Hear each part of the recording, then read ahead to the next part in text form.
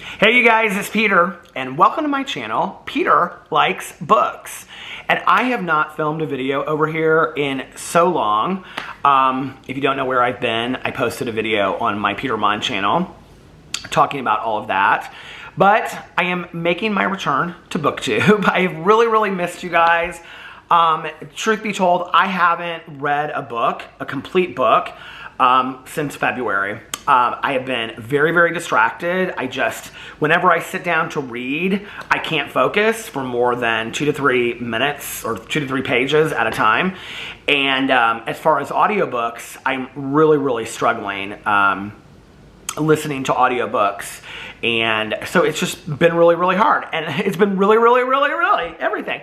And I think that you guys know what an avid reader I am and how much I just love to read. And so this has kind of been hard for me because I've continued to buy books, not tons, but especially on Audible, I've continued to buy books. And I'm actually going to do an Audible haul over here sometime in the next week because I have tons of Audible books that I have bought and books that I want to read for this summer. But I wanted to talk a little bit today about getting back into reading because I have several books over here. Let me show you, hold on a second, that I am going to attempt to read for the month of, well, I don't know, June and July, because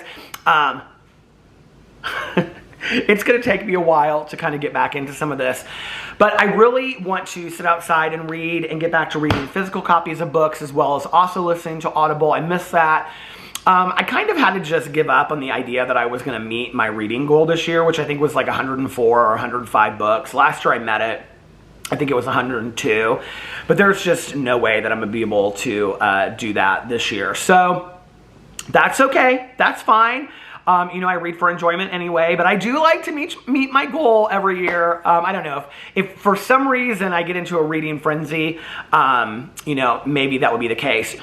I will tell you that I bought a pillow for my bed, like one of those pillows that has the arms on it, because I've been going to bed most days earlier with my husband, and when he's like looking at TikToks and stuff, I read in bed. So let's get to the first book. Are you guys ready?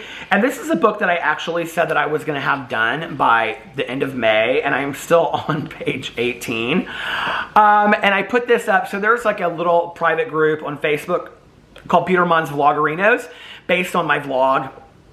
People that comment and watch my vlogs, they started this group. And so I said over there, I said, hey, would anybody be interested in reading a cozy mystery with me? If you would, I'm going to read it and try to have it done by the month of May. The book is, let's see, 184 pages, 85 pages, and I am still on page 18. And that is J.C. Kinney's A Literal Mess, an Alley Cobb mystery. And the author is from Indiana. It is a cozy mystery series that takes place in southern Indiana near Bloomington. And the main character is a literary agent. Her father was a literary agent and owned a literary agency. Literary agency. And she comes home for his funeral, and then it's this mystery that ensues afterwards. And I love cozy mysteries, period. But I also love cozy mysteries that take place where I live. My neighbor across the street, she actually, because I'm very neighborly these days, talking to the neighbors, she actually recommended this series, and she said she loved it. So I ordered it on Amazon, and this has been the book that I've been reading a page at a time of. But I'm going to really try to get this one done fast and soon. And this is the next book that I'm going to be reading. Okay, the next book is, I read a book, I think it was probably 2 years ago, called The Chain by Adrienne McKenty. And it was so fantastic. It was one of the best thrillers I have ever read in my entire life. I was just talking about this on my vlog the other night, but one of the reasons why I loved that book so much was the story of the author. And I love when you get to hear the story of the authors and the writing world and all that. And I think he was like driving for Lyft or Uber to support his family, and he was trying to get this book published, and nobody would really look at it or take the time to, publish it or whatever. Like, he couldn't get anybody in the publishing world to look at this book. And his wife continued to encourage him, and he was like, okay, I'm going to try one last thing, and then after that, I'm done. Like, I'm going to give up writing.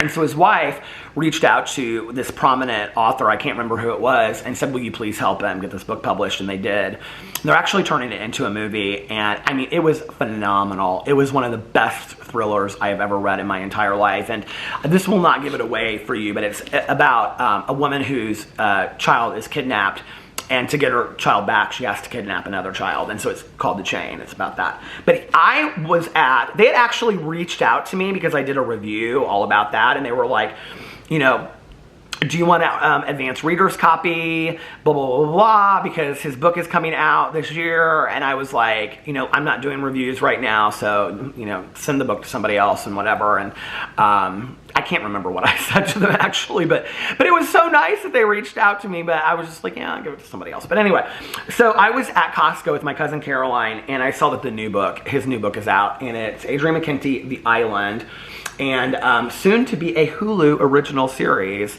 And it's about a family that goes to Australia, and as soon as they get there, they go there on a vacation, and it's like dad, stepmom, and the 2 kids. The dad goes missing, and so it's like the stepmom and the 2 kids, and they're like on the run. So sounds very, very good. The next one I am so excited to read, as well as support my friend, my pal, on BookTube and Bookstagram and everywhere else, and that is Robbie Reads, and his name's actually Robbie Weber, and his book is called If You Change Your Mind, a dreamy rom-com. My heart is still caught in the pages, says Julian Winters, and let me read you the synopsis about this. And I am so excited about this for him. Robbie is just such a sweet person, and he is always endorsing other people's books. And I have gotten so many book ideas of what to read from Robbie, and I'm just so excited that he has his own book out. So anyway, it says, sometimes love has its own script. To achieve his dream of becoming a screenwriter, Harry will have to avoid distractions, also known as boys, this summer and finish the script he's preparing for a prestigious screenwriting competition. But then the cause of his first heartbreak, Grant, returns with a secret that could change everything. To complicate things further, new in town Logan is charming and sweet, making Harry question everything he knows about romance. As Harry tries to manage his feelings for Grant and Logan, he realizes life doesn't always follow a script. And there's Robbie right there. He sent me this. This is the art copy. He signed it and everything. Hold on, where is it signed? He signed it right here to Peter, Robbie. And he did these pictures and he put them up on Instagram.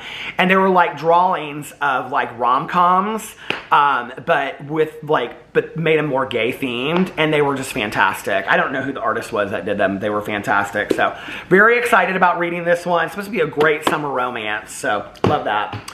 The next one is, so many people have asked me if I've read the Heartstopper. Is it the Heartstopper graphic novels by Alice Oseman? I've read everything by Alice Oseman except for one. And I actually just bought it. Did I buy it on Amazon and it's about to be delivered? Or did I buy it on, I guess we'll find out, on Audible. But there's only one book of hers that I haven't read. The Heartstopper graphic novels are so fantastically done. The 4th one that just came out in January, I think it came out January 3rd. I got it like the day that it was released. It was delivered by Amazon that day because I had pre-ordered it. Read all of them. They're all of them fantastic. The show on Netflix is unbelievable. I cannot believe that they have a cast that, first of all, looks exactly like every one of the characters in the graphic novels. And number 2, they act just like the characters in the graphic novels. And it's such an important series. And one of the things that I think is not much discussed with Alice Oseman, is that how you pronounce her name? Oseman? Is that she's very young, first of all. And she approaches adolescent topics that I think need to be discussed as far as mental health and sexuality and gender and things like that in such a fantastic way that she discusses it in layman's terms for other people for everyone to understand, but she also brings attention to much needed topics, I think. So anyway, but I didn't have a graphic novel to read, so somebody recommended for me Laura Dean Keeps Breaking Up With Me by Mariko Tamaki, I think is how you pronounce her name. So I'm very excited about this. A bunch of people have said that this is good, and I kept on getting recommended. So anyway, there's that. The next one I'm here to read, is called Here the Whole Time by Vitor Martins. And I actually attempted to read this last year and I didn't get very far. I got to page 17. That 17, 18 page is kind of like usual for me. We'll just start over with this. But this is about, I think it takes place in Argentina or Colombia, and it's about this guy named Philippe, and he used to be really good friends with this other guy, and when they were like younger, and they live in this like apartment complex, and this kid has to come and stay with Philippe for the summer because his parents are out of town, so he stays with Philippe and his mom. And Philippe is like heavy. I so relate to this story growing up. And he's like heavier, and just doesn't have a lot of friends and stuff like that. And so it's about their like building relationship over time. And it's supposed to be phenomenal. Rainbow Row says, I read this in one sitting, laughing out loud and cheering. I love this book. So very excited about that. The next one I'm going to read is Scott Himes' We Disappear. Several of these are books that I've attempted to read and I haven't gotten very far on. But Scott Himes is a writer that came to be known in like the 90s, and he wrote a book called Mysterious Skin, which was later turned into a movie, and it was fantastic. Very, very dark. But strange and luminous, taut and beautifully clear novel of addiction, obsession, love, and family from the acclaimed author of Mysterious Skin. And it goes on to talk about how his mom is like obsessed with this true crime case that takes place, I think, in Kansas. And she's got a lot of like health issues and mental health issues. So he goes home to take care of her, and he becomes like obsessed with this case as well. So, and he hasn't written anything in years. I don't know why, but anyway. And then the last one is, every time I ask people like suggestions for graphic novels, and I don't know anything about this book, okay? I don't know if like we're not supposed to read this book anymore, or if it's like, do you know what I mean? I don't know anything about this book. So if it's problematic, please put it in the comment section for me below. But I've heard such great things about this book, and this is Art Spiegelman's Mouse. And Survivor's Tale, My Father Bleeds History. And every time I say I want to read graphic novels, people are like, have you read the Mouse series? Like, they're unbelievable. They're so fantastic. So I'm really, really excited about reading this and seeing what it's all about. Mouse is a book that cannot be put down, truly, even to sleep. When two of the mice speak of love, you are moved. When they suffer, you weep. Slowly through this little tale, compromise of suffering, humor, and life's daily trials, you are captivated by the language of an old Eastern European family and drawn into the gentle and mesmerizing rhythm. And when you finish Mouse, you are unhappy to have left that magical world and long for the sequel that will return you to it. So, yeah, I'm really excited about this. And those are the books that I'm going to start with. If you have any recommendations right now, let me know in the comment section below. And then I have like 10 to 20 Audible books that I'm going to come on here and talk about as well. So, getting back into reading. I wouldn't even say that I was having a reading slump, because that wasn't it. Like, I wanted to read, and I would open a book, and then I'd be like, oh, look at that cardinal over there. That cardinal's pretty. And, oh, or, who's that down the street? Why are they driving down the street so late at night?